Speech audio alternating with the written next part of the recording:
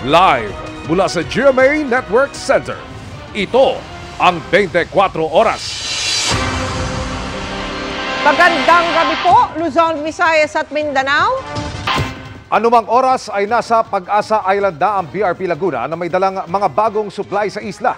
Alamin na natin ang latest sa live na pagtutok ni Joseph Morong mula po sa Palawan. Joseph! Emilio, nabanggit mo ay resupply mission na naman na bahagi raw ng hindi pagbitaw ng Armed Forces of the Philippines sa mga lugar na okupado at may karapatan naman talaga ang Pilipinas. Di kalayuan sa Kalayaan Island, makikita ang dalawang barkong ito ng China ngayong hapon. Inaasahang darating na sa Pag-asa Island sa Kalayaan ang BRP Laguna na tumulak nitong Martes sa parehong araw na nagtagumpay ang resupply mission sa Ayungin Shoal. 3 araw itong naglayag ng lampas 500 kilometro mula sa Palawan, lulan ang mga sundalong magpapalitan ng duty. Bukod sa mga sundalong nakadestino sa mga lugar na okupado ng Pilipinas, may mga residente tulad sa Pag-asa Island na umaasa sa mga resupply mission ng AFP. Sa mga isla't bahura sa West Philippine Sea, tanging sa Kalayaan Island kung saan may 200 residente, may mga pasilidad ang Pilipinas. Sunod nang may presensya ang Ayungin Shoal sa pamamagitan ng BRP Sierra Madre na isinadsad noong 1999. Kumpara sa mga yan, ganito ang mga naglalakihang mga estruktura na itinayo ng China sa ilang dating bahura na ginawa ng artificial island. Kaya mahalaga ang mga resupply mission sa 7 islets, isang shoal at isang reef sa West Philippine Sea. Ang ilan sa mga ito sobrang liit kaya kahit tubig kailangang i-deliver. Ang importante kasi ay malagyan natin ng presensya yung mga islands na ito. Pero dahil kulang ang mga barko, hindi kayang pagsabay-sabayin ang mga resupply mission. Pinahihirapan pa ito ng mga panghaharas ng China tulad ng pambobomba ng water cannon noong August 5 at ang mga radio challenge noong August 22. Pero sa kabila ng mga banta, hindi raw titigil ang AFP sa pagbabantay sa Islat Bahura at resupply mission. Alam mo, hangang-hanga kami sa mga sundalo natin na nandito sa mga 9 occupied islands. Mahirap po yung buhay nila, no?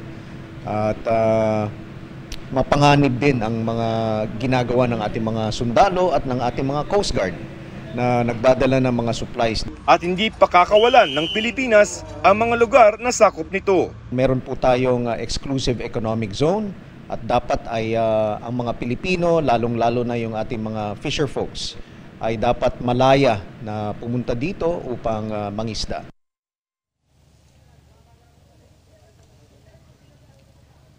Emil, umaasa naman yung mga residente ng Pag-asa Island na nakausap natin bago sila tumulak pa uwi doon ay sana raw madagdagan yung mga pasilidad doon tulad ng madagdagan sila ng ospital. Emil? Maraming salamat, Joseph Morong.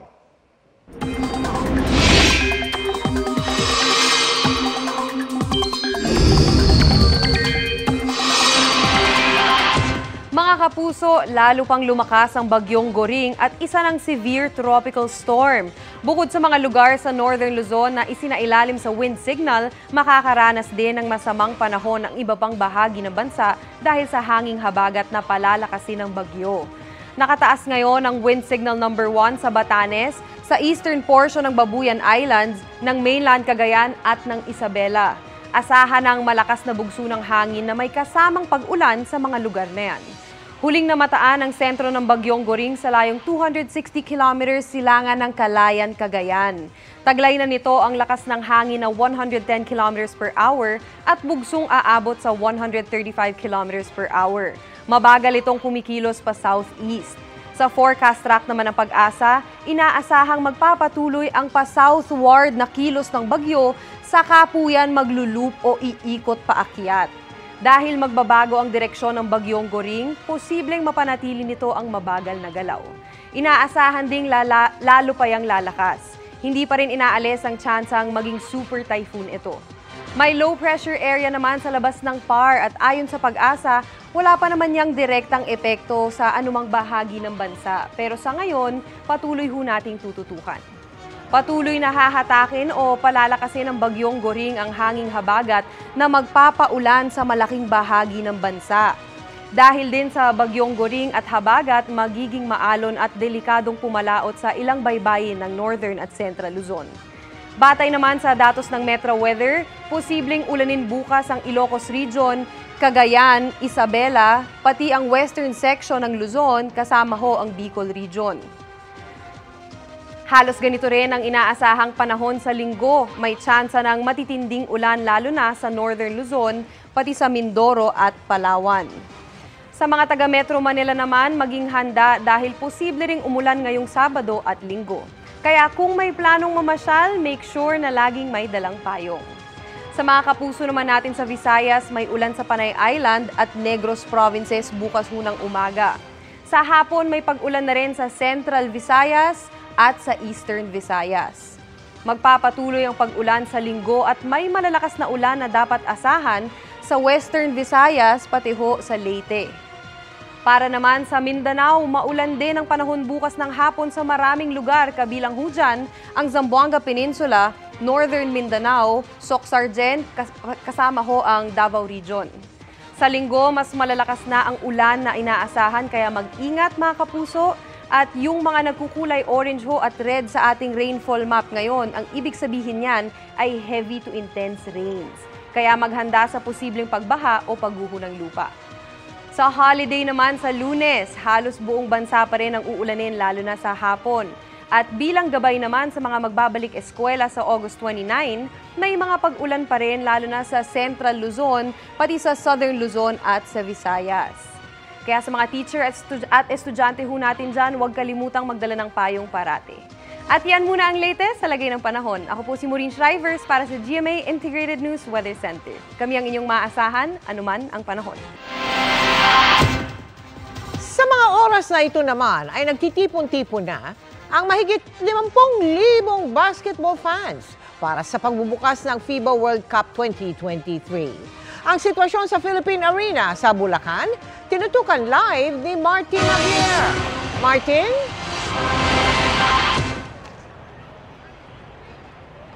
Nandito tayo ngayon sa Philippine Arena kung saan ginaganap ang pagbubukas ng FIBA World Cup 2023. Matapos ang ilang taong paghahanda, magaganap na rin sa wakas ang pinakamalaking basketball event sa bansa. Humigit kumulang na 55,000 na Pinoy basketball fans ang inaasahang dadagsa dito sa ating venue. Inaasahang darating din dito si Pangulong Bongbong Marcos. Ngayong hapon ay nagsimula na nga ang kompetisyon. Nanaig ang koponan ng Italy kontra sa Angola sa score na 81-67. Kabilang ang dalawang grupong ito kung saan lalahok, o ang dalawang ito sa grupo kung saan lalahok ang Gilas Pilipinas. Pero hindi lang sila ang inaabangan sa torneo.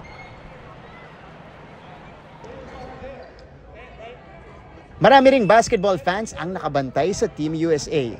Ang koponan mula sa Estados Unidos ay inaasahang bumawi mula sa kanilang pinakamababang pwesto na kanilang natamo noong 2019 edisyon ng kompetisyon. Ang Team USA ay binubuo ng mga manlalaro mula sa NBA o National Basketball Association na kinabibilangan ng ilan sa kanilang mga rising stars katulad nina Austin Reeves, Team Captain Jalen Brunson, All-Star Brandon Ingram, reigning NBA Defensive Player of the Year Jaren Jackson Jr. at All-Star Anthony Edwards. Kahit may tuturing na isa sa mga pinakabatang koponan, ang Team USA pa rin ang isa sa mga paboritong manalo ng ginto. Sila ay pinangungunahan ng multi-titled head coach ng Golden State Warriors na si Steve Kerr. Kabilang rin sa kanyang coaching staff ang Phil-Am NBA champion head coach ng Miami Heat na si Eric Spoelstra. It's really just about going and proving people wrong. If we go win every game, then what can they say next? So that's really what our mindset is to every time we get on the floor, compete to win and put our best foot forward. Isa rin sa mga inaabangan ay ang basketball team ng European powerhouse na Lithuania. Pinaniniwala ang gagawa rin ng ingay ang kuponang ito sa pangunguna ng kanilang NBA big man na si Jonas Valanciunas.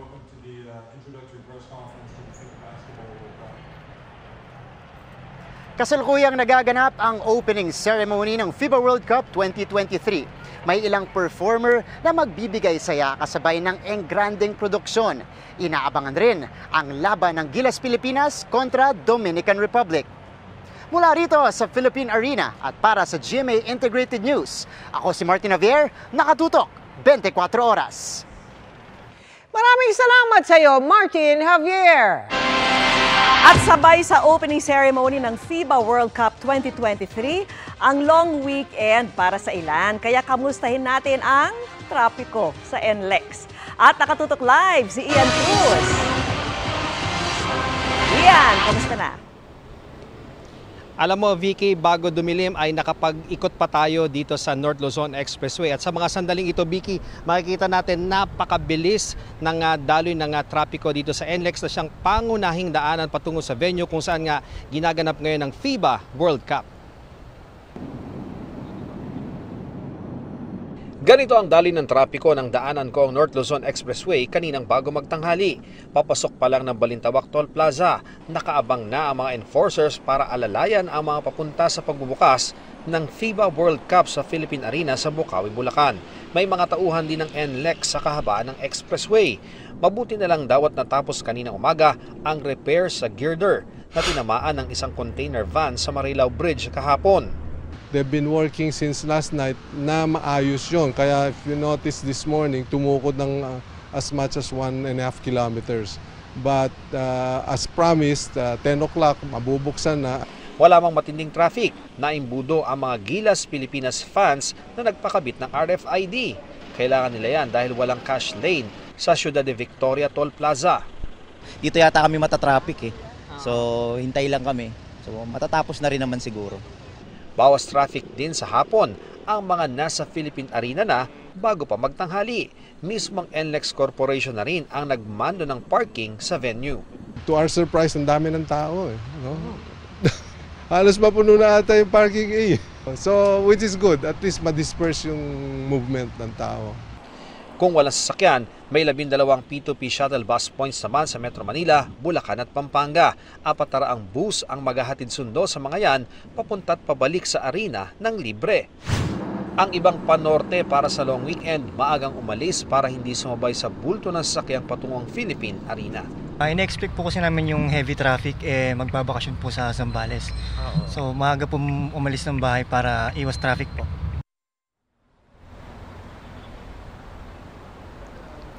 Vicky, kung naging maayos yung pagpunta sa Philippine Arena kanina, ang aantabayanan natin kung magkakaroon ba ng build-up ng mga sasakyan kapag sabay-sabay nang naglabasan yung mga fans at motorista pagkatapos ng unang laro ng Gilas Pilipinas kontra sa Dominican Republic. Yan muna ang latest mula rito sa NLEX. Balik sa iyo, Vicky.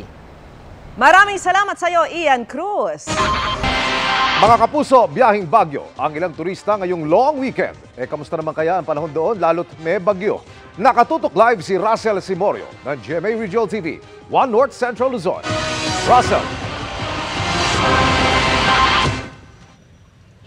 Emil, sa mga oras na ito may pabugso-bugsong pag-ulan dito sa lungsod ng Baguio at kasabay nga ng inaasahang pagdami ng mga turista dahil long weekend ang bumper-to-bumper naman na daloy ng trapiko na sasalubong sa mga motorista. Ramdam na sa Marcos Highway sa Tuba, Benguet ang mabigat na daloy ng trapiko ngayong umpisa ng long weekend ng ilan. Ang mahabang traffic na yan hanggang sa sentro ng Baguio City. Magkakaibigan o kaya magkakamag-anak ang pumasyal. Gaya ng balikbayan mula sa Amerika na si Jeffrey na hindi pinalagpas ang boat riding sa Burnham Lake. After ng pandemic, lahat naging excited. And then, first time ulit namin makapasyal ng Baguio kasama tong baby namin. Maganda naman kasi ito yung pinupuntahan ng mga turista. Kagaya din namin, bihira din kaming umakyat ng Baguio. Dumayo rin sa lungsod ng Pino ang mag-asawang Jimena mula sa Cainta, Rizal. Susulitin daw ang bakasyon bago magbalik eskwela sa Martes ang kanilang mga anak. Malamig dito. Kahit na maglakad ka na maglakad, malamig pa rin ang pakiramdam. Kaya dito pa kami sa Baguio. Enjoy na enjoy. Kasi papasukan na kailangan daw niyang gumala sa Baguio. Kahit umuulan, sige pa rin sa bike riding. Ayon sa Baguio City Police, inaasahan na papalo sa 10,000 ang tourist arrival sa lungsod ngayong long holiday weekend. 100% nakadeploy raw ang mga police personnel simula bukas. Ang Cannon Road natin talaga is close to traffic, although na passable siya pero sa residents lang and then sa essential workers. So ang talagang main road na tinatahak ng ating mga turista is Marcos Highway.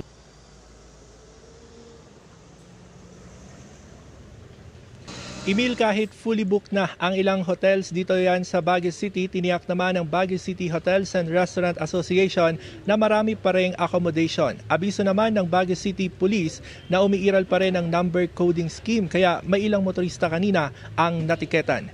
Yan ang latest mula rito sa Baguio City. Balik sa'yo, Emil.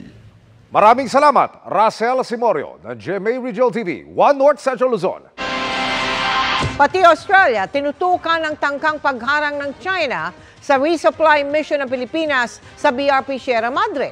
Sinabi yan ng kanilang Defense Minister sa sabay na pagsasanay ng mga sundalong Pilipino at Australiano sa Zambales. Nakatutok si Chino Gaston.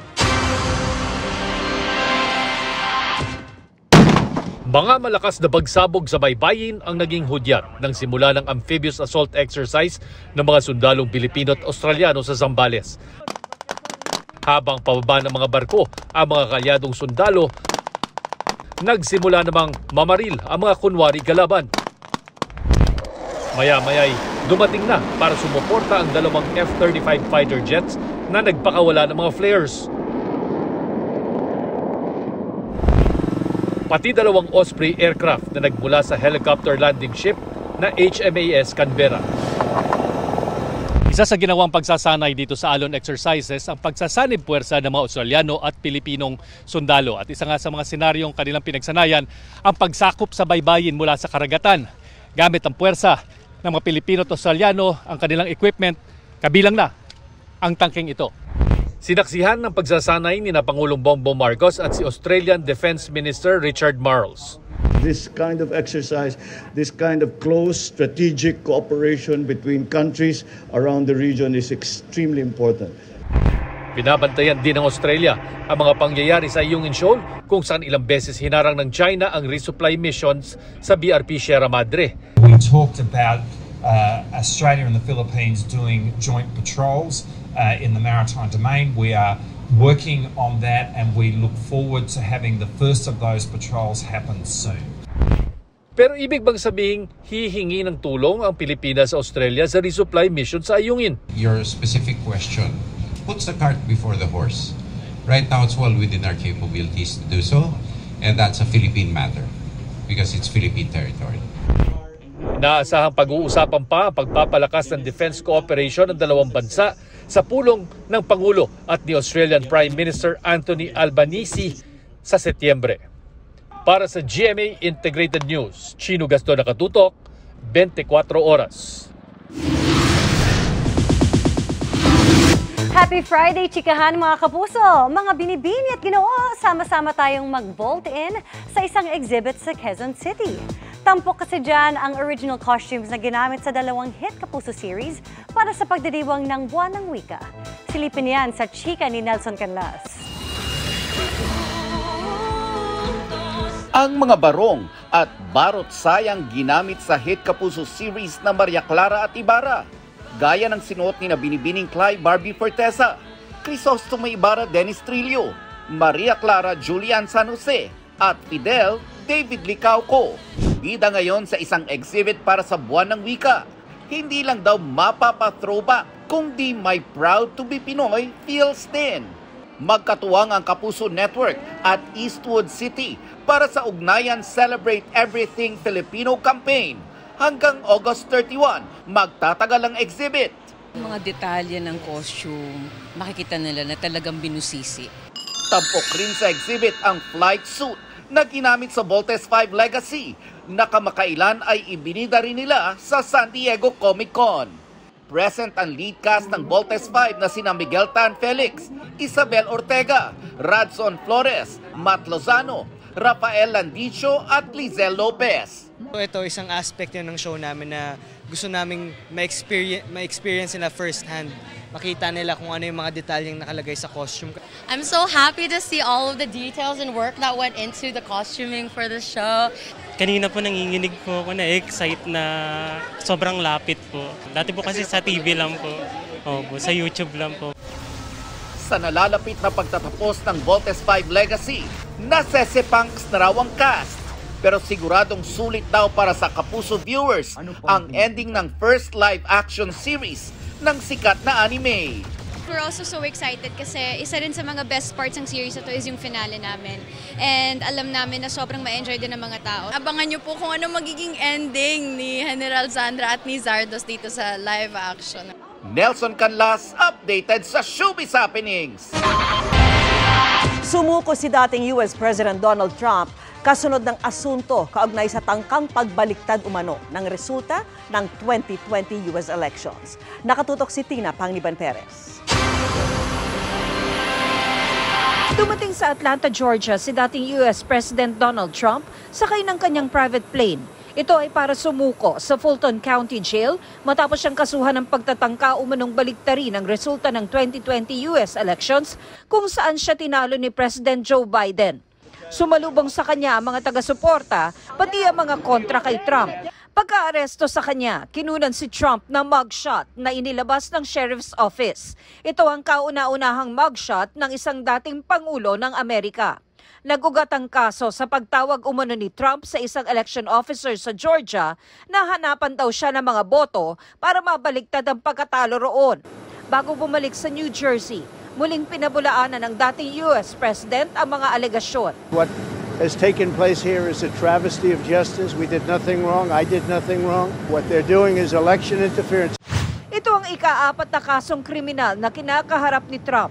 Nauna na siyang sinampahan ng 34 counts ng falsifying business records, 30 counts ng felony na may kinalaman sa mishandling ng mga classified documents at kasong kriminal na may kinalaman sa riot sa US Capitol noong 2021.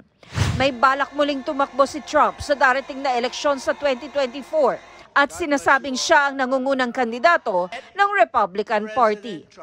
Para sa GMA Integrated News, Tina Panganiban Perez, nakatutok 24 oras.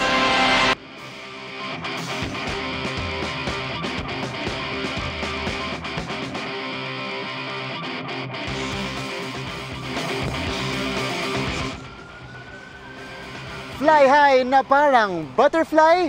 Kung di kang maranasan ang one-of-a-kind experience on air, let's change the game and enjoy paragliding. Perfect yan di lang sa mga naghahanap ng thrill, kundi pati na rin sa mga takot. Magsolo!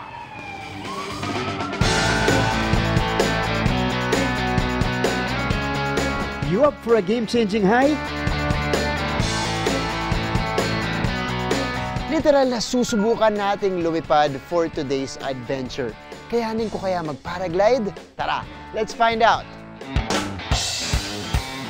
Para sa thrill seekers at adrenaline junkies, literal high ang hatid ng paragliding. Dahil you can soar up to 3,000 feet above ground sa halagang hanggang 3,500 pesos. At para sa beginners na gaya ko, don't worry dahil swak ang tandem paragliding kung saan may makakasamang certified paraglider o piloto. Meet my Korean instructor Max, na more than 2 decades ng paraglider. Siya rin ang naging kauna-unahang paragliding instructor sa bansa 15 years ago. Ngayon, nagpapaglide na sila sa iba't ibang lugar sa Rizal, Cavite at Pampanga. Someone have to guide the right way so we can enjoy this sport safely.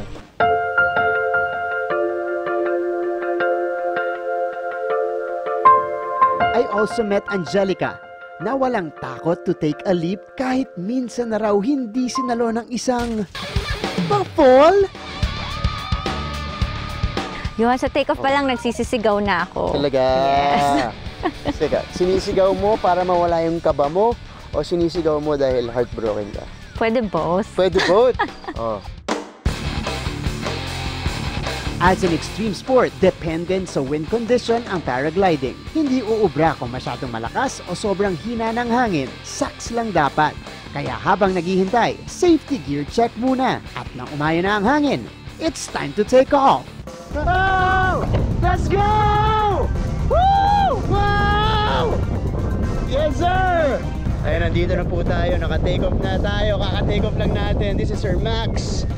We are chilling right now, suspended in midair. This is the full paragliding experience. My gosh, sobrang ganda po ng tanawin natin dito. Turbo, I feel great. I get it now. Sinasabi nila na nare-recharge yung mga tao dito sa paragliding natin. Kasi dito sa taas ang sarap talaga. Woo! Yan. Oh! Lagi pong may adrenaline rush pagka nagpa-turn tayo. Oh, man! Siyempre, kasing halaga rin ng maayos na take-off ang proper landing. So we're swirling around. The turret is starting to lower us.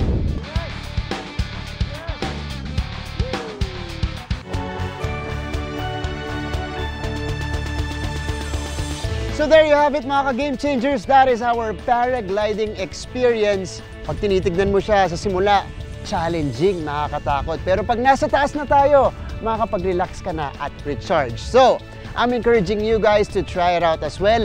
Lalong-lalo na, perfect to sa season natin ngayon. Para sa GMA Integrated News, ako si Martin Javier, changing the game!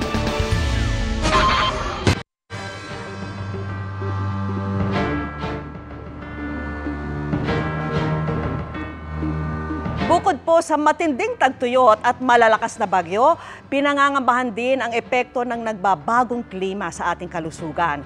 Kabilang ang posibleng paglala ng problema sa ilang nakamamatay na sakit tulad ng mga nakukuha sa lamok.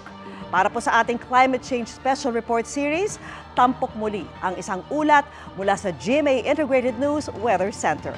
Ihahatid yan ni Amor La Rosa.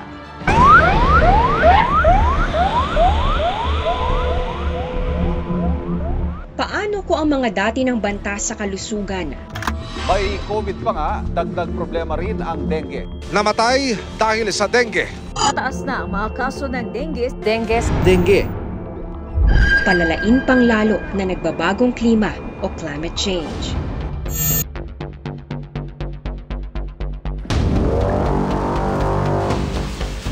The effects of climate change are also fueling mosquito breeding and the spread of this disease. Kahit sa labas ng usapin ng klima, matagal nang kinatatakutan ang sakit na dengue. Lalong alam yan ng mga tulad ni Nanay Emelita. September 2020 nang pumanaw ang pang-apat niyang anak na si Roselina sa edad lang na 9. Simula naglagnat po siya, tapos po, ayun po, nagsuka. Doon lang po namin nalaman sa hospital na dengue pala. Tapos mula noon siya nang nawala na siya. Ayun po, ang lungkot po ng bahay namin. Tapos parang iba na.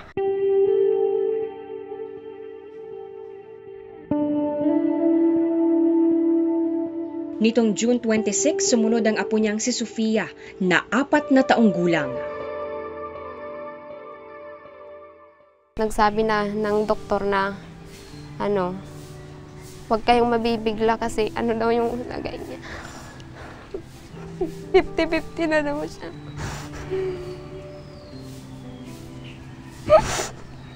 Nagsusorry siya sa akin. Sorry daw mama, sabi niya hindi na ako magpapasaway sa'yo. Matutulog na ako, hindi na ako gigising.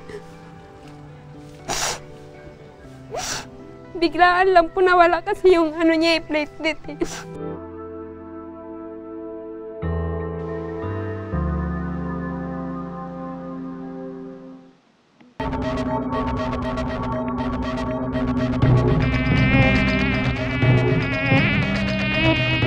Isa pang sakit mula sa lamok ang Zika na may isang strain na kumalat sa Africa at South America at nakumpirmang nakakaapekto sa ipinagbubuntis ng isang babaeng tinamaan ng virus. Matinding birth defects ang maaaring idulot nito. Dahil nagka-Zika virus, ang ipinapanganak ay may tinatawag na microcephaly, or maliit yung utak o yung ulo ng bata. Kaya noong February 2016, nang ideklara ng WHO na public health emergency of international concern ang Zika-related microcephaly.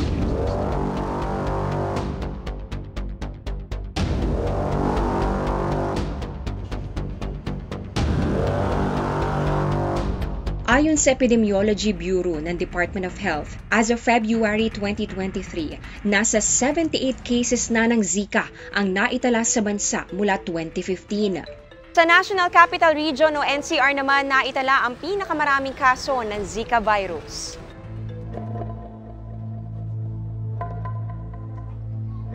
Isa na riyan ang housewife na si Richelle na nagka-Zika noong 2017. Makati siya. Nagkaroon po ako ng rashes, namumula po yung mata ko, tapos nagkalagnat po ako. Hindi siya nagdadalang tao noon, pero kinabahan pa rin, lalo para sa anak. Natakot din po para sa hindi lang sa akin, pa sa din, kasi 4 years old pa lang yung baby ko noon eh. Halos din po, 2 weeks po akong nandito lang talaga sa bahay.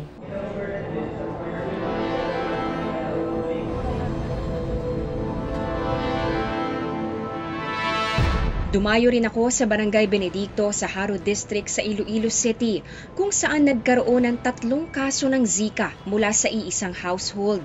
Sa probinsya rin naitala ang unang kaso ng Zika sa bansa. Sa Pasay man o sa Iloilo, halos pareho ang naging maagap na solusyon. Kasama na ho dyan yung ating pag-fogging, misting na karaniwan po ito ginagawa na in 2 to 3 cycles. Ang ginawa ng City Health, clean up nila ang area ng bahay para maalis yung mga stagnant water nila.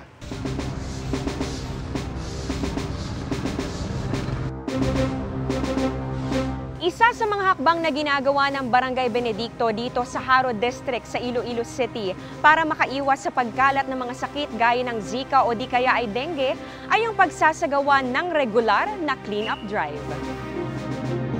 Yan din ang paulit-ulit na paalala ng Health Department, panatilihing malinis ang kapaligiran, lalo sa mga lugar na pwedeng pangitlogan ng lamok.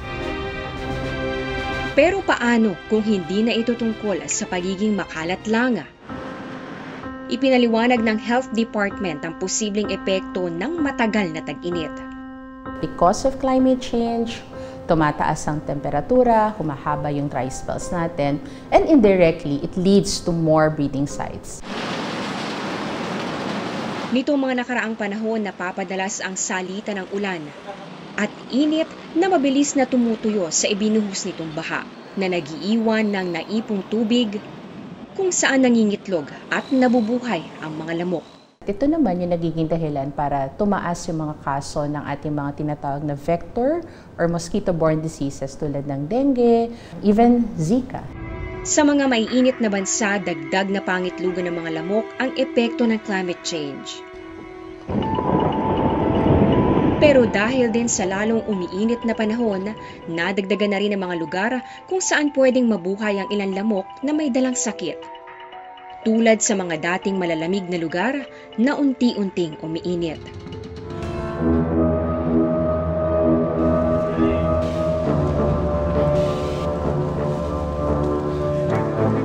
Magkakaugnay din ang mga aktibidad ng tao na nagpapalala ng climate change at mga epekto ng huli tulad ng mga wildfire. Sa pagkagambala ng tirahan ng mga hayop, posibleng napapalapit sila at kanilang mga sakit sa dating lugar lang ng mga tao.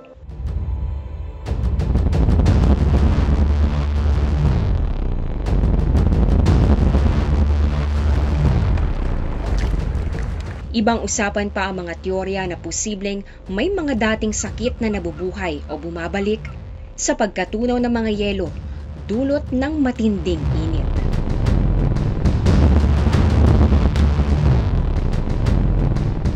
Ang mga epekto ng nagbabagong klima sa ating kalusugan dapat ding mabigyang pansin para maagapan. Dahil sa lalo pang pag-init ng ating mundo, may mga buhay na maaaring manganib o maglaho.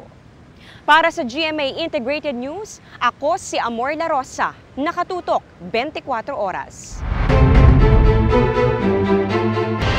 Pinaghahandaan na po sa iba't ibang probinsya ang bagyong Goring na inaasahang ilang araw magpapaulan.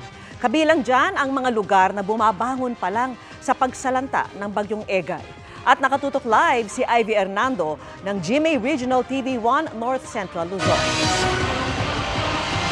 Ivy!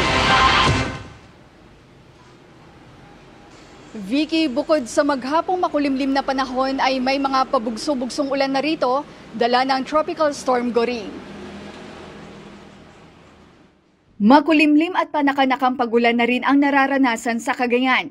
At bilang paghahanda, nakaposisyon na sa 7 relief station ang mga relief goods na kakailanganin. Ipinatutupad na rin ang no-sailing policy sa lalawigan. At isinailalim na sa areas of immediate concern ang 10 bayan na unang maapektuhan. Nakadeploy na rin ang mga rescue personnel mula sa Philippine Coast Guard at AFP sa Calayan Islands. Pinayuhan na ng PDRRM ang mga residente na binabaha ang kanilang lugar na maghanda sakaling magpapatupad ng preemptive evacuation. Yun yung pinapa-prepare natin dahil all efforts are now in those islands, Puga and Calayan, lahat ng mga relief and recovery efforts natin nandun sila. Naghahanda na rin sa gupit ng Bagyong Goring ang mga taga Ilocos Norte na sinalanta rin ng Bagyong Egay noong nakaraang buwan. Sana wala na pong darating ng bagyo po kasi nakakaayos lang po yung bahay namin. Yero po yung nadidingding namin sa bahay po. Saka mahirap po. Nakataas na rin ang no sailing policy sa probinsya.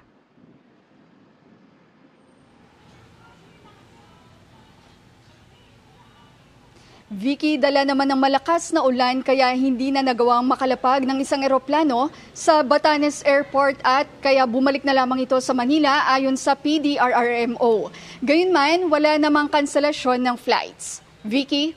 Maraming salamat sa iyo, Ivy Hernando ng GMA Regional TV 1 North Central Luzon. May nilinaw ang Justice Department kaugnay sa binatikos na bagong requirements para sa mga mag-a-abroad. Ayon sa DOJ, pareho pa rin noong 2015 ang proseso at dinagdagan lang yung kategorya ng mga mag-a-abroad. Sa ngayon, nahati na yan sa dalawa.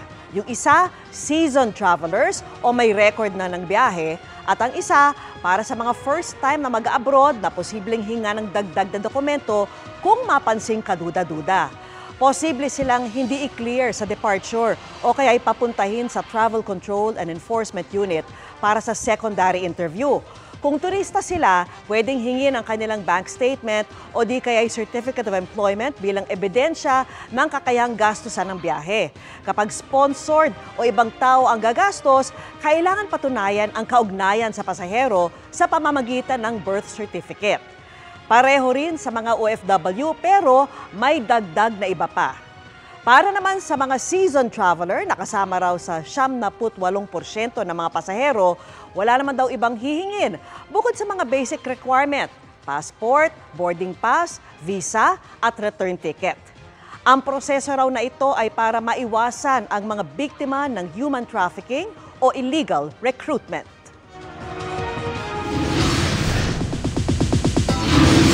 Hindi lang overloaded sa kilig, hinangaan din ng ilan ang cinematography ng inaabangang TV adaptation ng Maging Sino Ka Man base sa teaser nito. Nasilip na rin ang bagong bihis ni Barbie Fortesa. Makichika kay Aubrey Carampel.